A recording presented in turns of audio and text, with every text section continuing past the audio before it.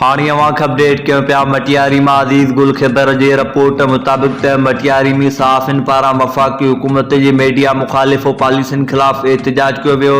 एहतिजाजी मुज़ाहिरे में सहाफ़ियुनि ॻाल्हाईंदे चयो त वफ़ाक़ी हुकूमत जी मीडिया मुख़ालिफ़ पॉलिसियुनि ऐं पेमरा एक्ट में कयल मुनफ़ी तरतीब में सहाफ़ियुनि मथां मनगढ़ंत केस दाख़िल ऐं सहाफ़ियुनि खे तहफ़्फ़ुज़ न मिलण ते Pakistan federal union of journalist Hyderabad union of journalist जे सॾ ते मटियारी प्रेस क्लब आॾो सहाफ़ियुनि एहतिजाज कंदे चयो त जेकॾहिं वफ़ाक़ी हुकूमत पंहिंजा कयल ग़लति फ़ैसिला न वरिता त